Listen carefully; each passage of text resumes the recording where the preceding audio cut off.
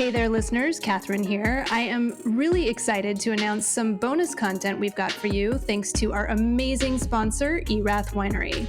Our next 6 episodes will include an exclusive Pinot Noir education series along with a very special offer just for the Four Top listeners.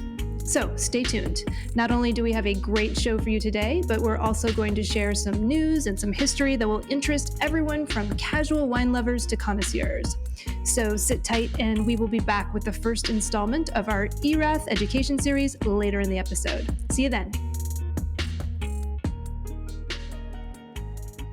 Hold on, I got a joke for you. Go for it. In honor of today's guests. Okay, let's hear it. People say that being a waiter is not the best job in the world, but I'm thinking, hey, it puts food on the table. Okay, here we go. Here we go. Are you guys ready for this?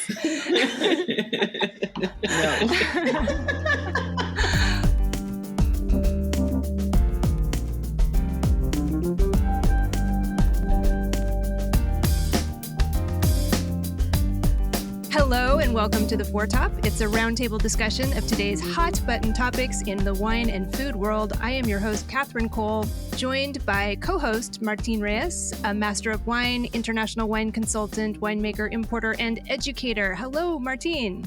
What is up? How are you? I'm well. How are you, Catherine? I am well. I just want to let you know what I'm sipping right now. Coravand, is that a verb? Now it is now. A bottle of Willamette Valley Pinot Noir 2.5 months ago and forgot it was on my counter. I kept walking past it and forgetting it was there. I finally opened it tonight. It's perfectly fresh and delicious. It's Atticus. I love this wine, and it's even good after sitting on my counter, Coravand, for 2.5 months. So I feel like I'm an advertisement right now. What are you sipping, Martin? That's awesome. With Coravand, you're opening up a bottle of wine 2.5 months later runs counter to your expectations. What I'm drinking right now is a Chamisal stainless aged Chardonnay, 2019 Chamisal vineyard from, I think it's from Edna Valley for the most part, is what I understand. And I make Chardonnay all kinds, like from oak, super heavy oaked to modest oak, but I'm not brave enough yet to just put it naked into the bottle. So kudos to these guys. Chamisal stainless Chardonnay. Enox. Yum. Sounds good. Yes. Well, you guys, I'm so happy because food and wine pairing is one of those subjects that I can never get excited about. And I'm already laughing. I'm already having fun. So I know this episode is going to be so much fun. And I think we're going to turn upside down everything you knew or you thought you knew about wine pairing. So let me introduce some of those wonderful laughs that we heard in the background. Our panelists, starting with Regine Rousseau, a wine educator, television personality, CEO, and author of the book Searching for Cloves and Lilies. Welcome, Regine. Thank you. Excited to be here. So good to have you. And Derrick Westbrook is joining us from his wine bar and bottle shop, Juice at 1340 in Chicago. He is also a wine culture curator and a sommelier and so much more. Welcome, Derrick. Thank you for having me. This is going to be a lot of fun. I can tell already. I can as well. Well, let's just get started. We're talking about food and wine pairing, or maybe just wine pairing today. So let's lay some groundwork for our listeners who may not be familiar with the classic rules of wine pairing that were kind of accepted in wine education circles for decades, if not centuries. And we happen to have a MW, Master of Wine, here, Martin. So I bet you know a lot about this. When you were studying for your MW exam, what were some of the rules that you had to memorize about wine pairing? I think I would start by saying we clarified that the Master of Wine credential is not intended to be used for not to test your knowledge specifically of food and wine. It's more of the general industry, business, and sort of the behind the scenes for the trade. So we didn't really have to dive in deep the way the other credential at that level, the Master Sommelier, would have to do pairings like on the fly. However, with that said, these are fundamentals that are just based in science that beyond this, you can be creative, you can bend and break certain rules, but understanding basic concepts like the sweetness in food, the higher the sweetness of a food, the more that cancels out the sweetness or fruitiness of a particular wine, right? That's a fundamental reality. I wouldn't call it rule. It's just a reality, right? You can't get around that. and understanding that dynamic. Another one would be, acidity. Like if a food has, or a dish has a lot of acid, like tomato-based foods, pastas, and so forth. With a lot of tomato-based sauces have a lot of acidity, right? And wine also has a lot of acid too. And so if you increase one, it's like the sunspots in the sun, right? Like the sunspots are actually really bright, but compared to the sun, they look dark because relative to how much brighter the sun is, they look dark, but outside they would be bright, they'd be shining like a star. So acid in food would cancel out the effect of acidity in wine, making a otherwise super tart wine seemingly flatter. There's a lot more rules you can get into, but that's really a snapshot of just the basics. And I kind of want to leave it at that, because this whole thing is about exploring much more than those basics. And that's the fun part of today. So, Regine, I know you teach a lot of classes. When you're teaching about food and wine pairing, how do you get people started? So what I try to do is ask my students, or, if I'm doing an event, what they eat. Hmm. And I think what Martin hit on that really resonates, and this is how food and wine pairing should be taught, is not necessarily, I think one of the things you mentioned is foie gras and sauterne, right? These are one of the things that we were told. Champagne and caviar. I was actually told by a mentor, Regine, I'll never forget this, Bob Bonsberg. He said, Regine, champagne and caviar do not work together because the caviar will make the champagne taste steely. Drink some vodka, Regine. And he'd just walk away. Like he's this guy who would drop some knowledge and walk away. He's the best. But anyway, so what I do is I ask them, what do you eat? Right? Because that's the most important thing. Because for me to throw out champagne and caviar where they can't afford caviar or they don't like caviar, it doesn't make any sense. So I really take on the approach of where my customers, my clients, my guests are, and I start from there. And I really do agree with what Martin said. Let's not look at food and wine pairing specifically with one type of food and one type of wine, but let's talk about how the elements of both work together or against each other. That makes sense. Derrick, how about you? When people come in and they're buying some wine to take away, what kind of advice do you give them when they're asking for pairing advice? Usually, when people are asking about pairing advice, especially in a kind of a retail setting, it's I actually like starting with, well, what do you like to drink, right? Because it doesn't matter if the pairing is great, if the style of wine that you're taking home, if you don't like it, right? And it's even more so present when we think about kind of a restaurant culture in Chicago. We're a big steakhouse city, and you see a lot of Cabernet and steak, big Cabernets, California cabs and steaks, and even that concept of what we think is a great pairing, oftentimes similar to what Regine was saying, is that we're not thinking about textures and structure. We're thinking about what do we like to drink, and so it's I like to meet them where they are. If they like something very particular that doesn't necessarily pair with that dish traditionally, then I find the best version of that for them. Because if they're happy drinking what they're drinking, then it doesn't matter if it pairs perfect, right? That's not my job, is not to get the perfect pairing for you. If you don't like the wine and the food, I've failed you. So that's where I start is, what do you like to drink? What are you in the mood for? And then I tell them, well, this is my suggestion of what pairs well, and this is what you like. And then give them the option to choose. So then, therefore, they're kind of in control of their own destiny. They have some autonomy in that space. And instead of thinking about grape varietals or regions all the time, I like to talk about style, weight, texture, rich and creamy versus bright and minerally, fruity and juicy versus earthy, light, medium, heavy. Boiling these notes and styles, the very molecules that wines may have, boiling it down to make it very simple and digestible. There's a pun for you. Is kind of the approach I like to take. I like the pun work there. Derrick. No, not another bad joker. Good joker. Martin started it. It's becoming contagious. I know. Something both of you shared in what you said is I think this actually is a good lesson for all of us who instruct, teach, learn, sell, import wine. when we talk to a consumer, it's always seems better to start by asking them something about what they want. And in the case of with Regine, it's like, hey, what kind of foods do you want? Because then you set that frame of reference, right? And then with Derrick, you ask, hey, what kind of wines do you like? Because then that sets again another frame of reference. And too often, perhaps, I think all of us have been guilty of wanting to say, I know I've learned my lessons and I'm going to come and teach you. And here are the rules.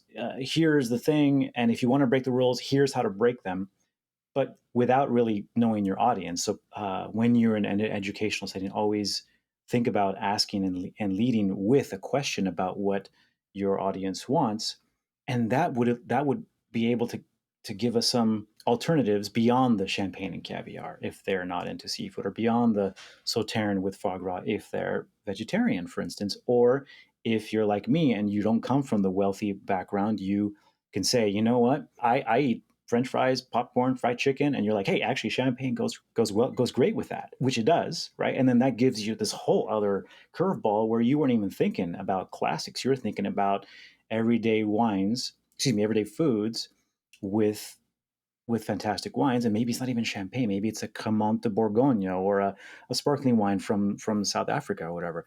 I love what you guys just did right there. That's fantastic. Yeah, I so do I. And Regine, you brought up the sauterne with the foie gras, and Martin as well, and the champagne with caviar. I remember taking International Sommelier Guild courses when I was young, and I just feeling so alienated, like looking at this book, like this has nothing to do with my life.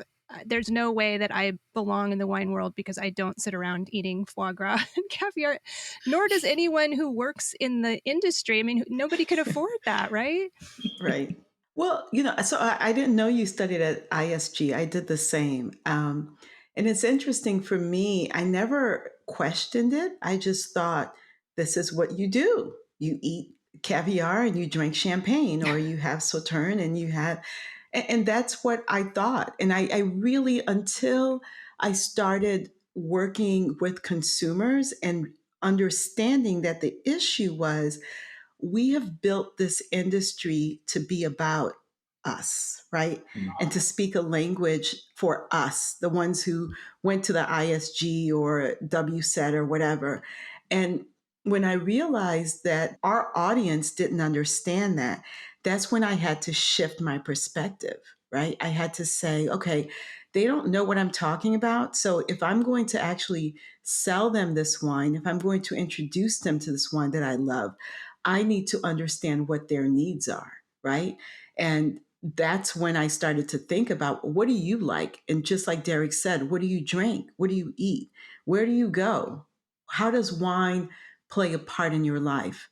And that to me is when pairing becomes really fun and really interesting, because you go beyond the tradition. Yeah, absolutely. When people are asking me, I sometimes kind of assess their personal style and their personality because, someone who's a little younger and a little more hip might be into a pet nat, where someone older with a little more money would prefer a champagne in the same sort of food context, right? So it's not just the food, it's also the situation, where they are in their life. Absolutely. A pet nat being a pétillant naturel, which is a very, I would say it's a very traditional style of sparkling wine made in a very old fashioned way, but it's also what the cool kids drink these days. It's very cloudy and natural. But Derrick, you were going to say something. Yeah, I was just thinking about, we were talking about food and wine and thinking about what's traditional and non-traditional. And I think like these things are cyclical, just like, this is my shameless plug of putting music into it is, like when we think about what is popular or what is engaging, what the kids find cool is typically is going back to the things that, that their parents were into, or that was a genre before them, a genre in the era before them. Like I think about clothing, like that's cyclical, like going from baggy to fitted to baggy, or bell bottoms to tapers. Like when we think about other industries and we think about other areas of culture, it becomes super cyclical. Just like the cool kids drinking Pet Nat. For most, like, oh yeah, this is the cool kids are drinking the exact same thing that the old people were drinking. We're all in the same spot. So. Look, the OGs are drinking champagne as far as I'm concerned. Always that's in true. style. Never gonna leave. Always No, have, always will. So Derrick, now you got me thinking about, okay, what's going to be cool in the future? What are the wine pairing trends going to be as we look forward? And I know that you previously ran the cellar at Next, the Chicago restaurant that serves very postmodern food and follows a different theme every few months. So I have a feeling you are on top of the trends. So what do you think people are going to be talking about in terms of pairing looking forward? So how about this? I'm going to answer the question I want to answer instead of the question you asked a little bit. So I'm going to be a politician. Go for it. I said it though. At least, politicians, they do it and they don't tell you they're doing it. I'm at least telling you. So I think for me, I'm going to tell you what I think the trends are for me, and not so much the outside world, because, I try not to be as concerned or keep my head down when it comes to creating pairings. But I think moving to, low alcohol offerings, I think mixed pairings is really interesting. I think pushing the envelope, I think the juxtaposition of super classic meals, dishes, wines with non-traditional dishes, wines. I think that kind of bumping up against each other, that juxtaposition is always interesting to me. And I think it is kind of where I'm seeing the trend going, especially and when we talk about low alcohol beverages, low alcohol wines. I'm starting to see that pick up a lot, and especially if you're pairing CBD dinners or marijuana dinners are picking up the pace, and people still want to do pairings with those, but you can't. wow. Oh, Yeah. It's huge. And so the idea of how do you do a pairing with that? It's all low alcohol, right? And it's and so that's been something that I've seen as a trend, and and something that I've been interested in thinking about. Well, instead of trying to tell people what to do, or instead of trying to create space for myself, it's taking what I've seen and then doing what feels authentic to me. So those are the things I think: non-traditional dishes with traditional wines and vice versa. Mixed beverage pairings, so ciders, wines, cocktails, beers, and then especially with marijuana dinners, low alcohol pairings as well. So I think those are kind of the things I've seen move, and the things that I'm interested in, to be honest. wow. Next time I go to a restaurant with my wife, I want to be like, hey, you know what? We'd like to pair this with. He's It's on one. I serious. love it. I got a call last week about a CBD dinner. That's what they call it, CBD marijuana. I call Yeah. it weed because I'm old. But Yeah, right. Me too. yeah, and this is this is the trend. And I told them mocktails. I told them coconut water based mocktails Nice. because look, I am a connoisseur of the CBD, and I'm thinking I get dehydrated, right? And so I think really interesting mocktails with a lot of fresh herbs would be really cool. Not to take anything away from wine, but it scares me a little bit, if you're inviting people to a space to experience this, you're like, well, how are you getting home, right? Yeah. With the CBD and the wine. So I say really interesting, complex mocktails would be the way to go. I like that, Regine. I had a nightmare experience in a restaurant in Portland when, we were legalized far ahead of everyone else. And went to a restaurant and they were offering CBD floats in the top of wine, which I just thought, this sounds like a terrible idea, so I have to order it. And I was like, I got to try this. Okay, the aromatics of the wine were gone. It just smelled like pot. And then I couldn't, I was like, I am stuck in my chair. If the fire alarm went off right now, I would not be able to stand up. It was terrifying, actually. Yeah, no, and I'll tell you my story off air because no one needs to hear this. But listen, everyone has different tolerances, but it's not two things that I like to mix outside of my house. Now, in my house, we're gonna have a party. The pairings ideas here is Wow. This is You no, throw Derrick and I in the mix, things happen. Yeah, I know. You warned us. That's I awesome. love it though. I'm so tired of food and wine pairing. Now I'm getting excited to think about all Fuck these. the food and wine pairing thing. Let's just go somewhere else. Well, I wanted to answer your question, riff off of something that Derrick said. In terms of trends for me, and I'm not just saying this because the two of us are on, but I really think that what we're doing with music and with poetry is going to continue as a trend because what I think it's done is brought new people to wine, right? Mhm. I That's mean, true. we built this industry, and I say we because, everyone wants to blame the old white man, and it's not that simple because I think that a lot of us, myself included, were seduced by that world. Now that I look back and I think about, wait a minute, when I realized that that wasn't serving anyone, right? Because it really wasn't. My background is in sales. So my job, my goal is to market and to sell and to bring people into whatever industry that I'm a part of. So when I realized that the language that I was speaking, right, that the education that I received wasn't serving the larger public, I had to think of a way to make it more accessible. And I do think that the work that Derrick is doing with wine and music makes it accessible.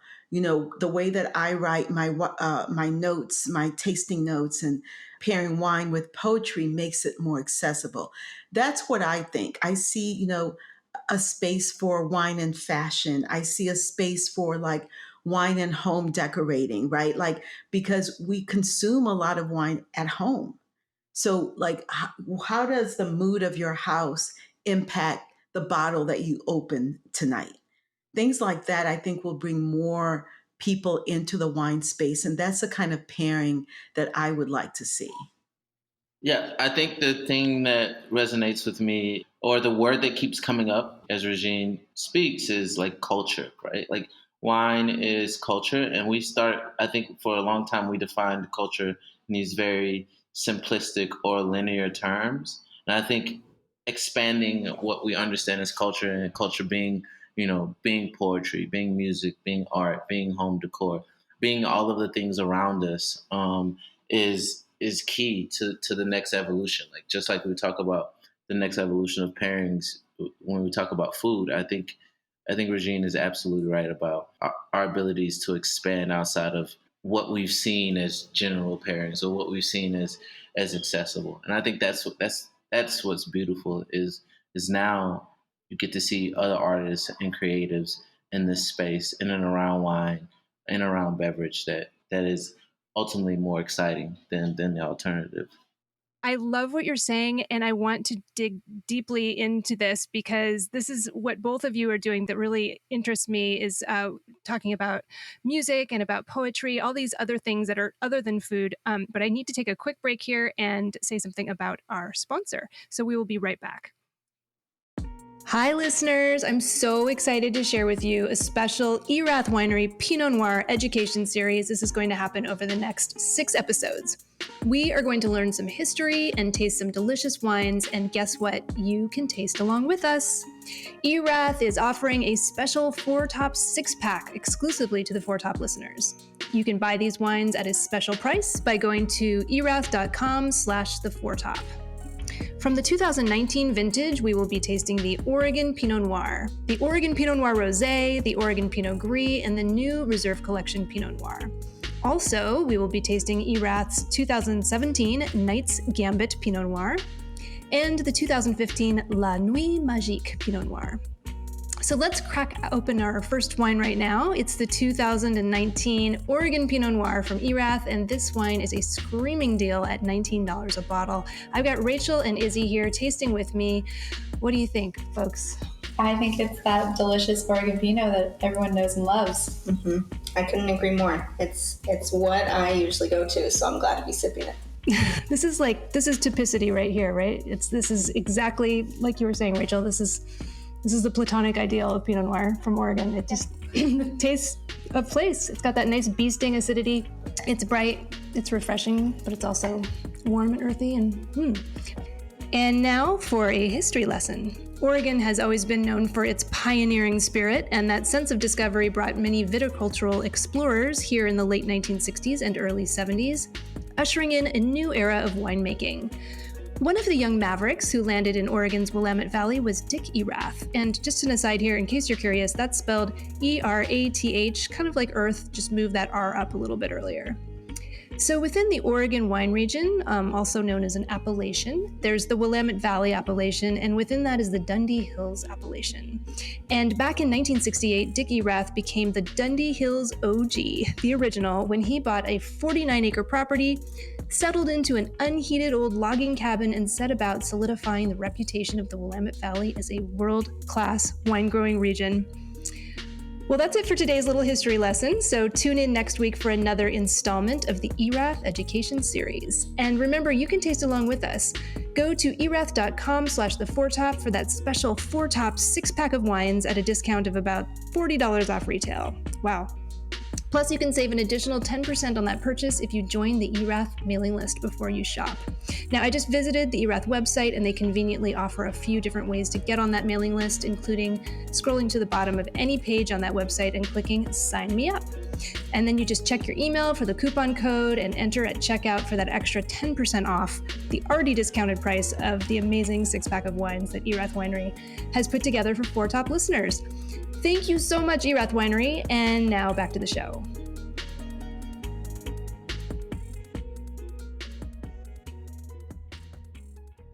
So I want to hear from both of you about your work in this place. Regine, tell us about your book of poetry.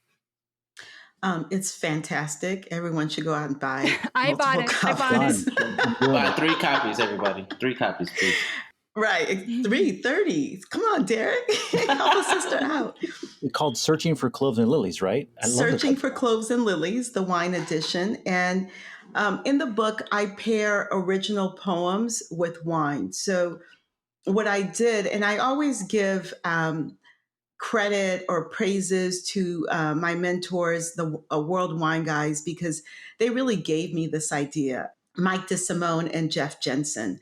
I was telling them about who I am and what I love to do. And I told them I have a book of poetry, and they said, well, have you ever considered pairing wine and poems? And I didn't even think it was possible, right? Because I was so stuck in my learning.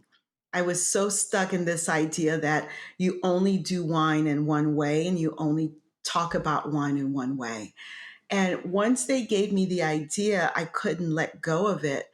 And here are the results. What I have found is that when I pair the story of each poem with the story of a wine, at the beginning of each poem, I talk about the wine and why the pairing works.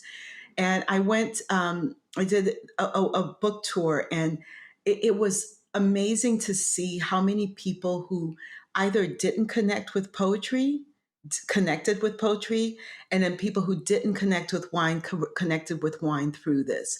And it, for me, was really shattering this notion of how wine should be talked about and the spaces that wine belong in. And that was really freeing for me. I love that. Both of you did that. I know that's, by the way, let me just say that's fascinating that to think about poetry and wine. And I want to read that. And I also know, Derrick, you did something, again, sort of genre bending, and where you have you had a fragrance and wine pairing and music and wine pairing, right? And all talking about culture. Yeah, I think that for me, I'll talk about the fragrance and wine pairing first really quickly, and then get into the music.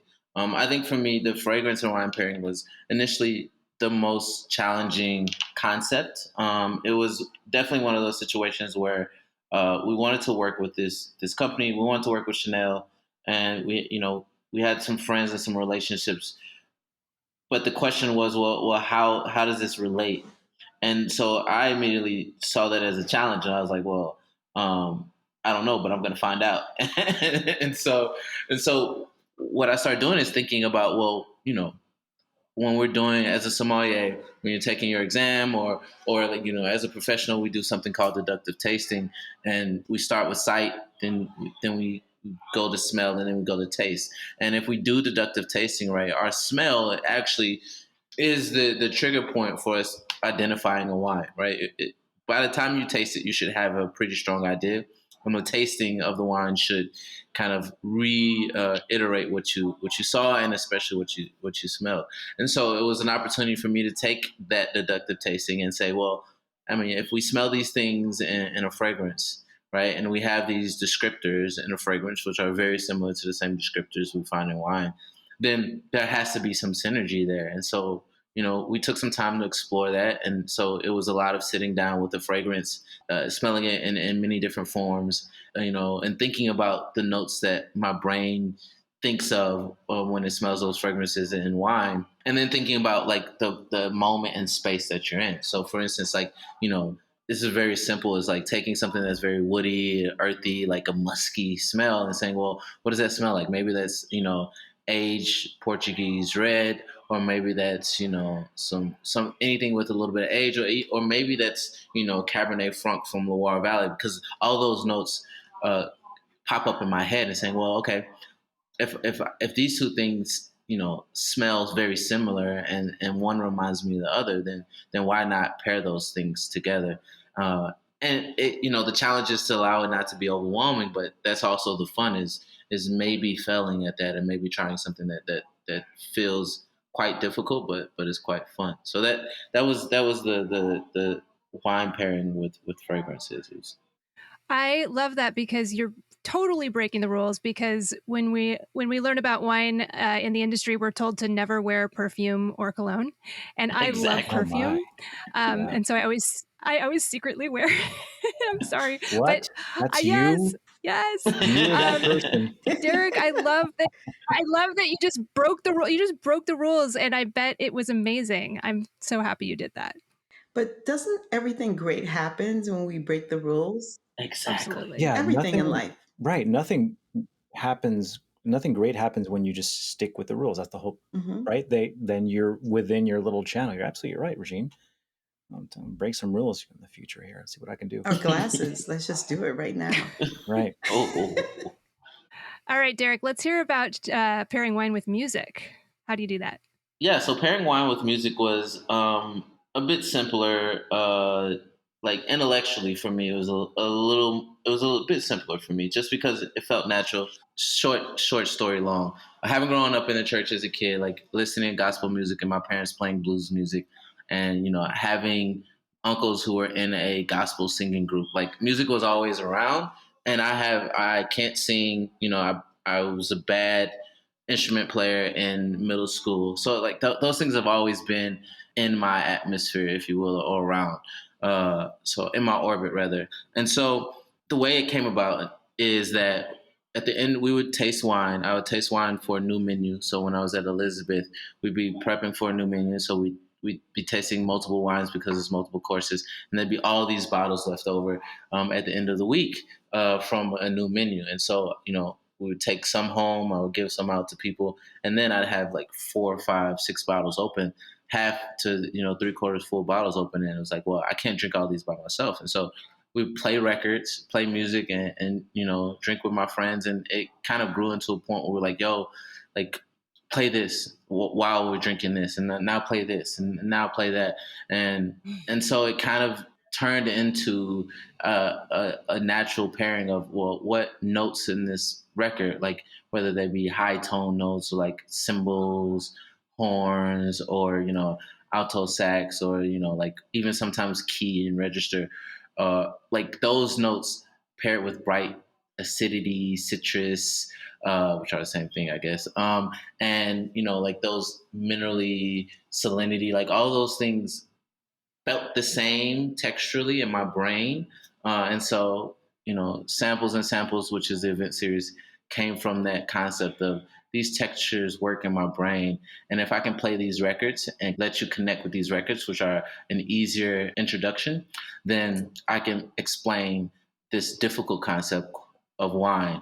And so that's kind of how that came about. It was, as the best things that happen in life. They're mostly flukes, and you just stumble upon them. When it comes to food or food flavors or even flowers, or just something that's static like that, versus when we talk about, for Regine, poetry, and you say, well, I'm going to pair this poem with this wine, entirely interpretive, right? Music, same thing, entirely interpretive. It gives you permission to not say to the person who said apples and peaches, you feel awkward saying peaches. I'm not getting peaches. I'm not getting apples. Right. I'm disagreeing with you, but if I feel awkward doing that. Yeah. Whereas opposed to if you tell me, hey, this actually smells and tastes like Glenn Miller in The Mood, or some poem that Regine creates, you can be like, hey, I don't know that one. I want to hear it. Oh, I can see what you mean, which then gives us all permission to learn and be wrong or be right, or not even be wrong, just explore different sentiments, different emotions, with the pairing of things beyond the basic flavors of banana and lychee. What the hell is that for some people, right? And kumquats. What is that for some, right? Versus this poem evokes something for you. That poem might evoke sadness for me, melancholy for you, and therefore you give yourself, everyone, permission to interpret it in their own way. And until this point, I hadn't thought about the freedom you get. Right, Regine, right? Wouldn't you agree? Yes, I think it makes space for everyone. So one of my favorite pairing stories is I pair wine with conversations and company. So I had a friend come over, and I have a nice collection, and I said, you can pick anything that you want to open except for this except for this shelf. And she picked a right, like don't touch that. And she picked a beautiful wine from Portugal, from the Douro, and we opened it, and it was good. Okay, it was very good. But I could tell she was here to talk, right? Like she was ready to have a conversation. And I said, this wine isn't going to take us to the place that we need to go. I'm like, let me put the cork in it. I'm going to open something else. And I opened a Pinot Noir from the Russian River. And I'm telling you, like our entire mood changed because that wine was freaking slippery. And it took us to that place that we needed to go to have the kind of conversation that we needed to have. All you need to do is feel to be able to experience that. And I think another wonderful way to pair is pair it with the person, pair it with the conversation. It's kind of looking like at a piece of art. You're never wrong. You're just feeling what you feel about the artwork. And so it doesn't matter if I went to the ISG and you didn't go anywhere. We can have a conversation about that work because it is a work of art, and we can feel what it allows us to feel, or what we allow ourselves to feel. So that's the kind of pairing that I get super excited about. I have to interject because no one knows this, and Regine may get upset at me. But first of all, Regine has one of the best eyes for art, period. As a person who's been fortunate enough to see her home and see her taste in art. So when she talks about art, I'm definitely listening. So I want everyone on this podcast, and I need you to hear it as well, Regine. So. Okay, well, you're always invited over, Derrick. Yes. Except don't drink anything from that shelf. That shelf, don't touch that shelf. Regine, you just pinpointed something for me that I'd been trying to figure out, which is I have been lucky enough to experience the Krug champagne music and wine pairings. Maybe you all have experienced that as well. I'm not cool enough, but yeah. It's really beautiful. It's a beautiful experience. But I realized why I felt uncomfortable after a while, and it was because you have to sit there silently and just sip the champagne and listen to the music. And it goes on I did it. I visited in Champagne. I visited Krug. So I think it went on for like 45 minutes or so. And it was, it was wonderful. But I thought what was missing was conversation. We didn't get to talk about how the music was affecting us. We all had to kind of sit there and just be wrapped and just listen quietly. But conversation is really so important. Yeah, I mean, who wants to have? I personally, believe it or not, at home, I don't drink a lot because I live alone. But I much rather the experience of, hey, Derrick is going to stop by and we're going to open this bottle. That is to me, I want to talk about it. I want to see your eyes light up at the point where that bottle hits that sweet spot, right? Mm-hmm. I need that conversation. That's what gets me excited. So, I need to. Yeah, the talking is the magic. Did you guys hear about that artist that was Baroque? He stole the Monet to buy Degas to make the Van Gogh. Oh my God. Yes. What is wrong with you? Yes. It was so bad that it was great. Thank you. I needed that. Okay, now you're all reminding me of, and I'm not gonna, I can't do the puns. I'm just not funny like Martinez, but you're reminding me of a winemaker here in Oregon, Patrick Reuter with Dominio 4, who actually paints his tasting notes. He doesn't write them, he paints them. So if you're interested, Google Dominio 4 winery, and I'm trying to remember what he calls those tasting notes. I'll look it up while you guys are talking.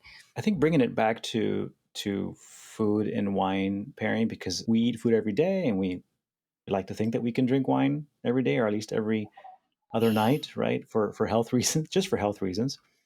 And bringing it back to that, I do want to acknowledge that in our quest to sort of go around the traditional rules, to go around the quote unquote, gatekeeping knowledge of the perfect food and wine pairing that can sometimes be intimidating, it's okay to say at every level with food and wine pairing, it's okay to say, look, here are some basic quote unquote rules. Here are some guidelines with the science of chemistry, acids, sweets, salt, savory, umami, all that stuff, and recognize them.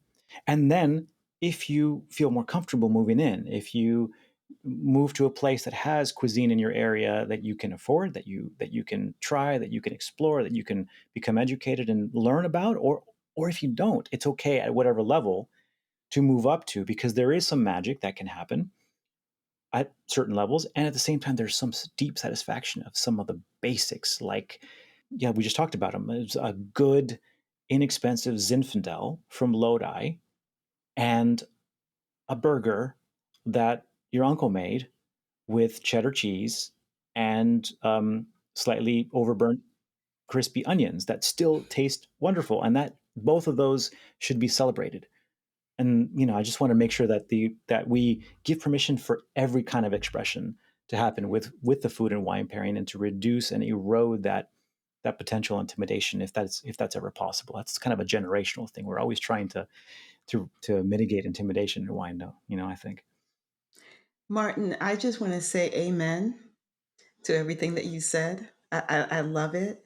And if I can add, I think food and wine pairing is important. It's relevant for a few reasons. Everything that you mentioned, that one can heighten the experience of the other. But from a sales perspective, and I don't sell wine, but everyone blames the wine. No one blames the food if it's a bad pairing. Mm. So what I've noticed is someone will have just an off pairing. And instead of saying the food wasn't delicious, right? They'll say, oh, I hate that wine. Hmm. And it could just be what they paired that wine with. So I think it is important to have conversations about what elements of food go with which elements of wine. And again, not to exclude anyone or any culture or any style of food, but to expand what we're doing. I love jerk chicken wings. Okay, I really do. But I am not going to have my jerk chicken wings with a high alcohol, big red wine. That is not interesting to me. So I think it's important for people to understand, whether they eat jerk chicken wings or not, that spicy foods and high alcohol do not They mix. just jerk you around. I know. I get it. I know it's coming. I saw it too. I saw it coming. Yes, they jerk you around. You saw it coming, Derrick. Sometimes it's contagious. Yeah, That eventually, was like good. Well I can done. just Well do it. done. Sorry, Regine, keep going. No. I was just saying amen. And you know, my point is that let's broaden the conversation versus, limiting things or canceling certain rules. What do you think, Derrick? Yeah, yeah. I think that exactly to your point in the reference to the jerk chicken, and is that it's I think a lot of times we run afoul of we run afoul of creativity by not allowing people to explore into foods that we call non-traditional. And it's kind of weird to even use the term non-traditional because most of the foods that are like non-traditional are homely foods, right? Like, and when you think about like fancy foods, they're typically homely foods. I think back when I was at Next, we had a bistro menu, and bistro is basically peasant food. And when we think about like duck and all these things, this is what they had around, and so it resonates with me to think of what practical foods do we have on a daily basis that we can pair with, and not thinking of wine pairing only just for fancy meals or particular restaurants, like to the point where if you want to have fast food and wine, like you can do that. And I think there's levels to the conversation of thinking about what pairs with what, and even the language we use around it. I think for me, it's always been about the thing that bothered me in restaurants and fine dining restaurants is that the language we use with certain foods, certain dishes, certain proteins, or even certain vegetables, we start to stereotype those items and not give them their just due when they're quite beautiful.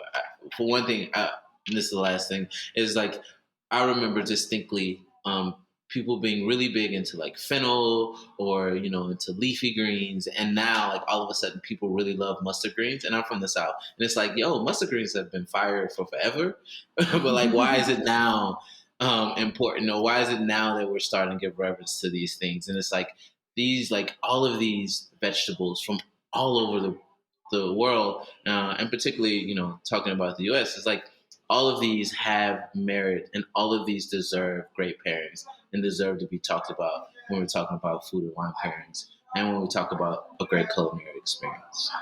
So that's my soapbox, and I'm going to get off of it. Amen, brother. Amen. Preach it.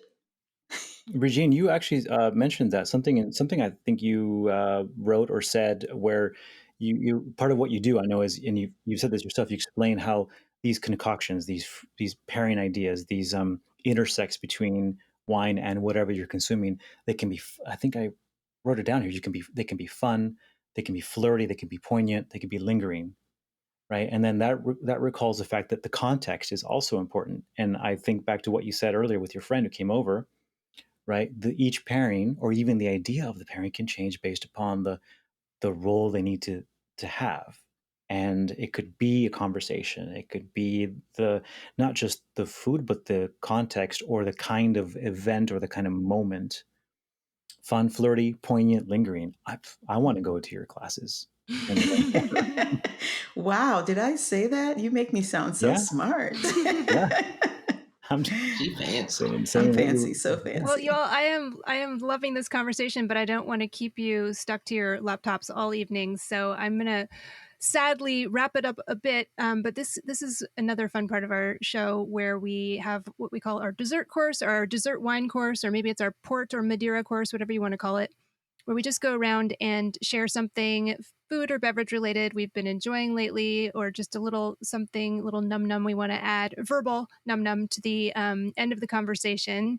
And I'm going to go first. I just need to do a little log rolling for our Four Top team, because the next time you want to pair wine with music, I want to shout out to our two resident musicians, Keelan King and Lex Rule. I think I've recommended Keelan's music in the past. You can hear him in our intro and outro, and he's online at music.keelanking.com. He's killing it. He's killing it. He's Yeah. definitely- As Martine said. And our design assistant, Lex Rule, is also incredibly talented. She's a singer-songwriter. I have to say, she is like heartbreakingly good. I'm hearing her sing. I think it would be the perfect pairing with that smooth Pinot Noir you mentioned, Regine. So did anyone else bring something to recommend this week? How about you, Regine? I can see you nodding. I did. So I am obsessed with Big Macs and Burgundy. It's Vanessa Price, and her co-author is Adam Lockhuff. I love this book so much that I haven't had a Big Mac, and I swear it's been like 10 years, but I bought the Big Mac, I bought the Burgundy, I did the pairing, and I love everything about this book. And I think it's just so much fun, and everyone should buy a copy of it.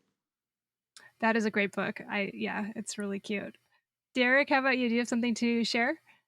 Yeah, so there's a couple things that have been like kind of inspiring or interesting to me. So I've been doing a lot of writing for different platforms, and so I've been watching a little bit more TV than normal to kind of calm my brain down. And there's three things that I've been watching on Netflix, or three shows I've been watching. I finished Snowfall, which was great, and then in the midst of that, I'm watching F1, Formula One racing, which kind of like the storyline and thinking about how thin the margins are for success for people, and then watching Extraordinary Houses to see beauty. So like I've been watching those things. Those have been the things I've been consuming. And then as far as wine, it's been Cabernet Franc from Loire and Chocolat and Vino Verde, because it's finally starting to get warm here in Chicago. And so those things are what I've been indulging in. And I don't know if they actually pair well together, but those are just the things that have like been highlights or snacks in my life right now. Always love the recommendations. Thank you. How about you, Martine? You know, I was shopping at the store recently, looking for things to feed my starving, hungry kids that are ravenous all the time, and I stumbled upon this great floor stack of really cool looking beers. The packaging was awesome, and I looked closer and I was like, oh my gosh, this is it's a Mare Island Brewing Company. And Mare Island is a location here and there in Vallejo. I live very near there in Benicia, and the attraction of finding a local brewery is so cool, right? Because you think of quote unquote local breweries as being in certain locations that are, to me, to many people, in far away, right? Like Portland and Washington and different states that have their hoppin industry. Sorry, I was just trying to make a joke about. Yeah, that was pretty bad. I'm sorry. So the fact that there is a local brewery, a 10-minute drive from my house, so Mare Island Brewing Company. So I bought a 6-pack and I've been enjoying what they've been offering. So Mare Island Brewing Company. And is that, how do you spell Mare? Mare, M-A-R-E. Thanks for asking. Mare Island Brewing Company. All right. I'll check it out when I'm in California. Yeah. Well, thank you, everyone. Thank you, fabulous panelists. Listeners, you can find Derrick Westbrook online at derrickcwestbrook.com. And I should spell his first name. It's DERRICK. And Regine Rousseau at reginerousseau.com, and also shallwewine.com. I love that name. Co-host Martin Reyes is at reyeswinegroup.com, and you can find me, Catherine Cole, at catherinecole.com. But better yet, go to thefourtop.org so you can let us know what you think about wine pairing. Please look us up on social media. You can find our handles on our website. And please subscribe to The Four Top on your favorite podcast app. Leave us a rating on Apple Podcasts so others can find us. And I am signing out here from the high-fiber, protein-packed city of Portland, Oregon, as always in my recording studio, also known as my kids' closet. Thank you all so much. It was really fun speaking with you all. This has been The Four Top Podcast. Catherine Cole is our executive producer. Izzy Kramer is our senior producer. And I'm Keelan King, sound supervisor. We are also assisted by audio editor Michelle Richards, our production assistant Rachel Grossman, and our social media assistants Lex Rule and Nick Toole. Please visit our website, thefourtop.org, to learn more about us, listen to back episodes, reach out to us on social media, and purchase books written by our amazing panelists. And if you have not already subscribed to The Four Top on iTunes, NPR One, or Spotify, please do so and leave us a rating. Stay safe out there, and thanks for listening.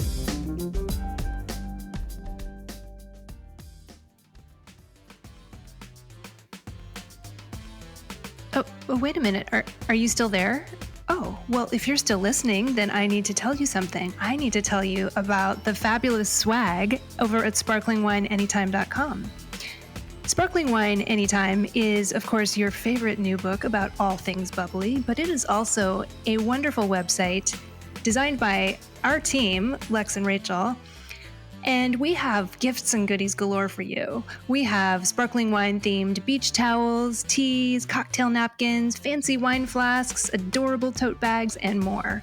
And guess what? Your purchase will help to support a favorite cause of ours, Ahivoy, that's AHIVOY, check it out, which provides education and career training to vineyard stewards in the Willamette Valley.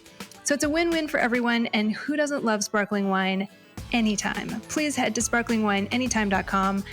We would love to see you there. Thanks. We love you all. You're wonderful. Kiss, kiss.